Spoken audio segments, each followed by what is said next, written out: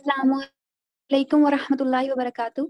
मैं उम्मीद करती हूँ आप सभी ईमान और सेहत की बेहतरीन हालतों में होंगी इंशाल्लाह ताला। अल्लाह सुब्हानहू व तआला आप सबको ही हमेशा अच्छे हालों में रखें और आपकी तरफ बढ़ने वाले हर शर को खैर में बदल दें। आमीन या रब्बुल आलमीन। अल्हम्दुलिल्लाह अल्हम्दुलिल्लाह, अल्लाह सुब्हानहू व तआला ने हम सबको ये मौका दिया कि हम एक सेशन अरेंज करने का मौका दिया, अल्लाह ताला की बात सुनने का मौका दिया। बेशक तमाम कमालात अल्लाह सुब्हानहू व तआला ही के हैं, इसमें मेरा या आपका कोई कमाल नहीं है।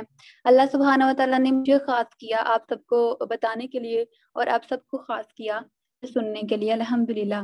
मैं ये भी ज़रूर कहना चाहूँगी कि आप सब चुने हुए लोग हैं जिन्हें इतने लोगों में से अल्लाह सुब्हानहू व तआला ने चुना अपनी बात सुनाने के लिए। अल्हम्दुलिल्लाह।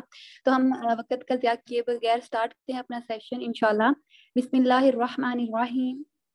रब्बि इश्रह ली सदरी व यस्सिर ली अमरी वहलुल उक़दतम मिन लिसानी यफ़क़हू क़ौली। रब्बि यस्सिर वला तुअस्सिर व तम्मिम बिल खैर व इय्याका नस्तईन। आमीन या रब्बुल आलमीन।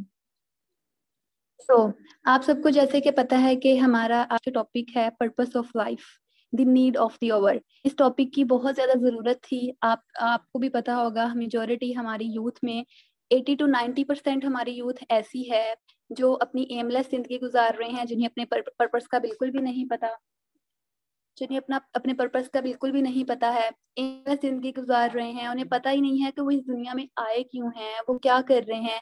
वो कहते हैं ना, योलो के कॉन्सेप्ट पे जी रहे हैं, यू ओनली वंस, उसके कॉन्सेप्ट पे जी रहे हैं और धड़ाधड़ उन्हें लगता है कि बस वो इंजॉयमेंट के लिए आए हैं। वैसे भी इतनी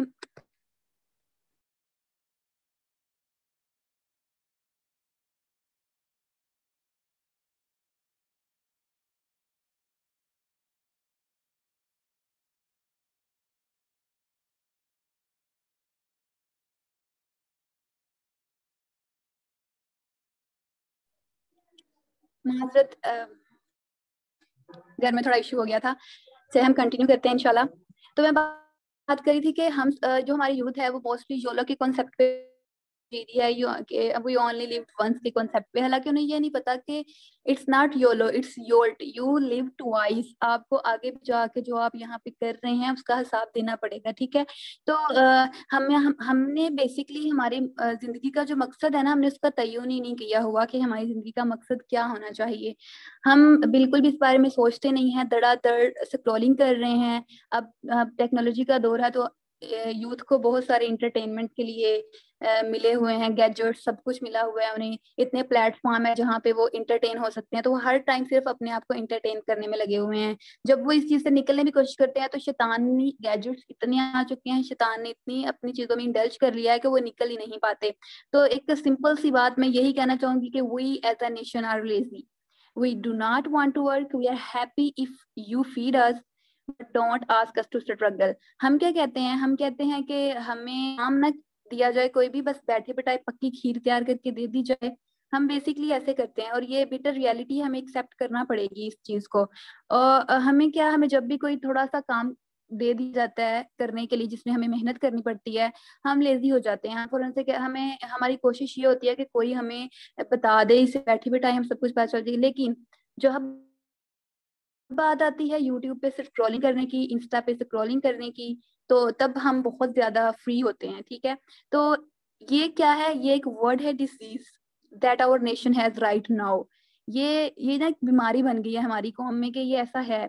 we use social media all day aimlessly scrolling. हमें इस चीज में बिल्कुल नहीं हमने सोचना होता कि हम ये क्या कर रहे हैं, लेकिन जब हमें कोई काम दे दिया जाता है तो हमें लगता है मैं बहुत ज्यादा बिजी हूँ, हम बहुत सारे लेम एक्सक्यूजेस देने लग जाते हैं।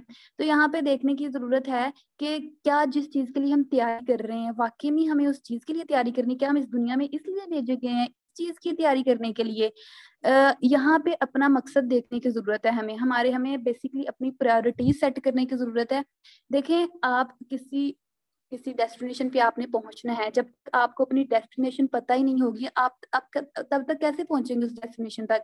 मैं अपने घर से निकलती हूँ, मुझे यूनिवर्सिटी जाना है, मुझे पता है मेरी डेस्टिनेशन का, इवन कि मुझे ये भी पता है कि मैं कितने टाइम में पहुंचूंगी।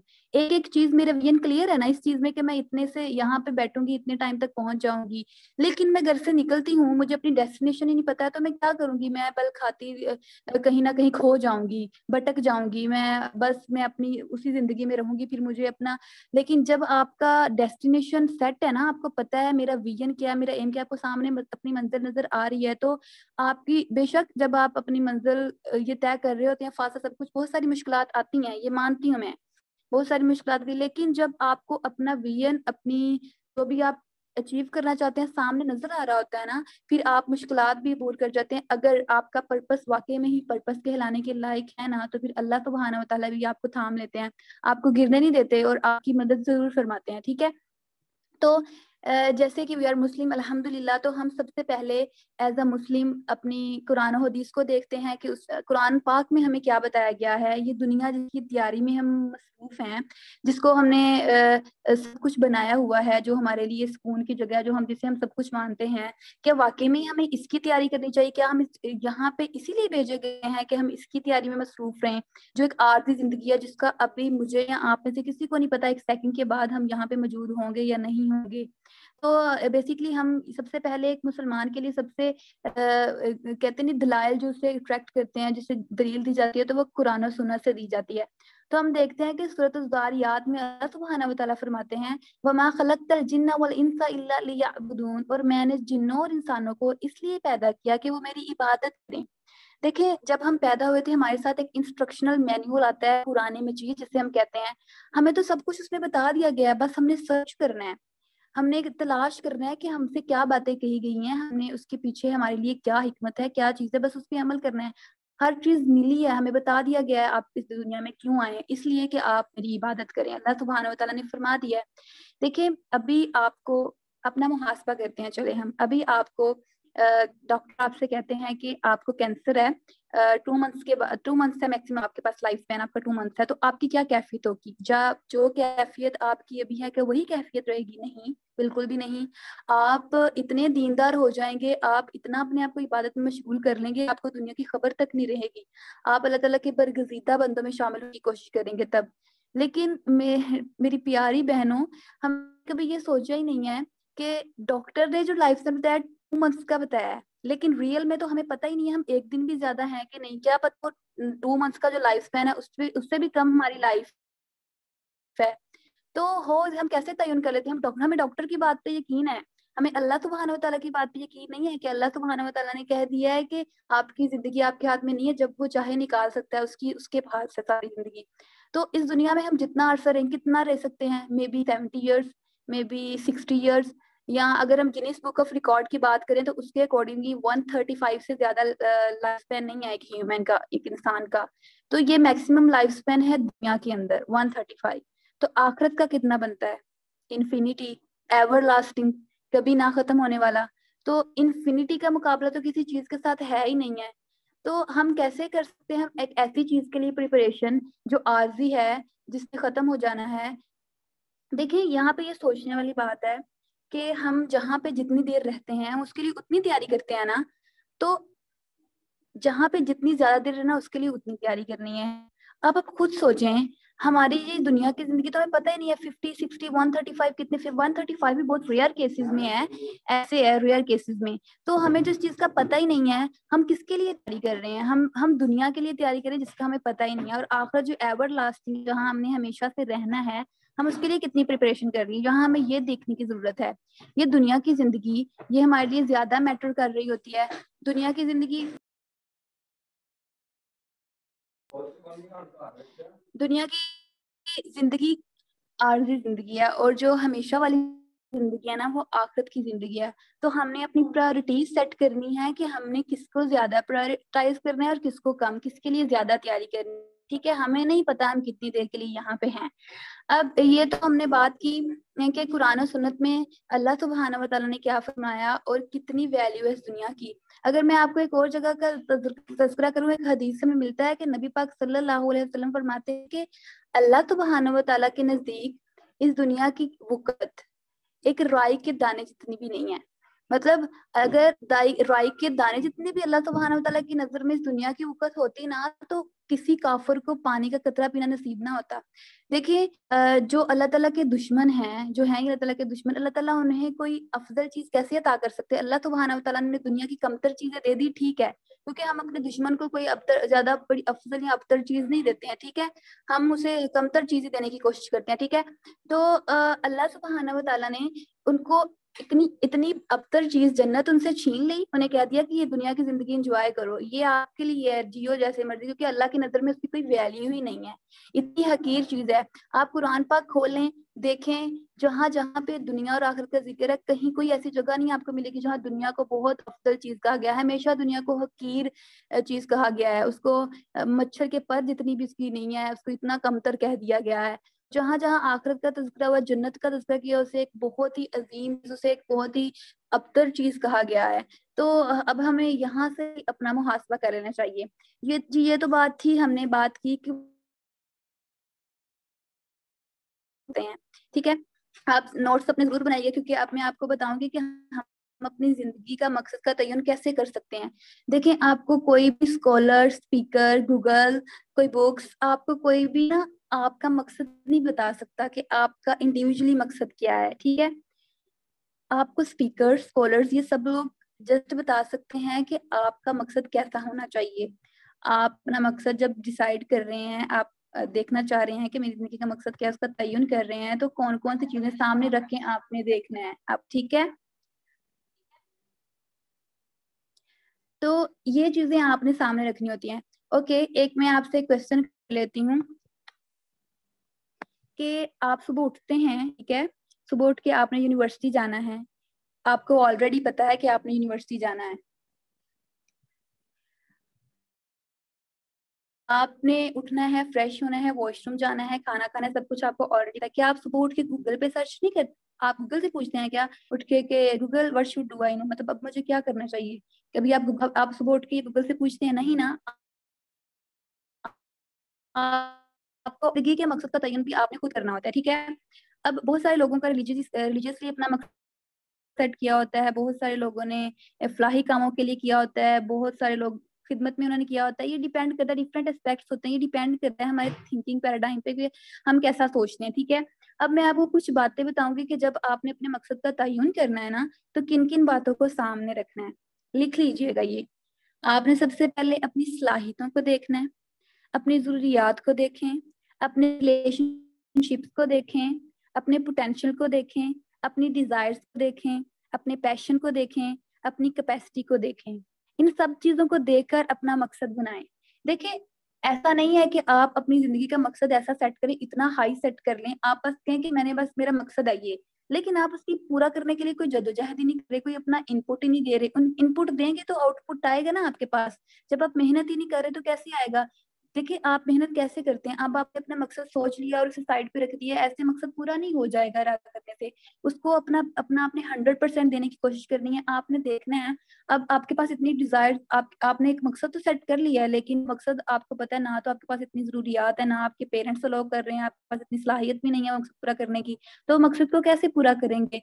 तो ये हर चीज में ना बैलेंस होना जरूरी है। बैलेंस रखना है आपने कि मैं कैसे अपना मकसद लेके चल सकता हूँ, ऐसा कौन सा मेरा मकसद होगा जो मेरी इन सारी चीजों के ऊपर उतर जाएगा पूरा, और मैं उसे लेके चल सकती हूँ, ठीक है। अब मैं कुछ प्रिंसिपल्स बताऊंगी, कुछ 2 to 3 प्रिंसिपल्स, जिन्हें आप अपना मकसद डिसाइड करते हुए आपने ये सोचना जरूर है कि ये तीनों चीजों पे पूरा उतरता है मेरा मकसद। जो भी आपका मकसद होगा उसमें ये चीजों तीनों चीजों का होना जरूरी है, फिर आपका मकसद बिल्कुल सेट है, आप बिल्कुल सही ट्रैक पे जा रहे हैं, अगर ये तीनों चीजें आपके मकसद में आती हैं। अगर ये तीनों चीजें जो मैं अब बताऊंगी आपके मकसद का हिस्सा नहीं है, तो फिर जान लें कि वो आपका मकसद नहीं है, वो आपकी जिंदगी का मकसद दुरुस्त नहीं है, उसे दुरुस्त करने की जरूरत है, ठीक है। तो सबसे पहली चीज है, जो भी आपकी जिंदगी का मकसद हो वो आपकी जरूरत ना हो। अब ये बात आपने गौर से देखनी है, जो भी आपकी जिंदगी का मकसद हो वो आपकी जरूरत ना हो, क्योंकि जो चीज आपकी जरूरत बन जाती है ना, फिर वो मकसद नहीं रहता आपकी जिंदगी का। आपकी जिंदगी का जो मकसद होना चाहिए वो आपकी अपनी जरूरत ना हो, ठीक है। दूसरी बात, मकसद टाइम लिमिटेड ना हो। आप जो भी मकसद है ना वो टाइम लिमिटेड ना हो। फॉर एग्जाम्पल आप कोई अपना मकसद सेट कर लेते हैं जो 10 दिन के बाद कंप्लीट हो जाता है, आपको पता भी है आप कर लेंगे।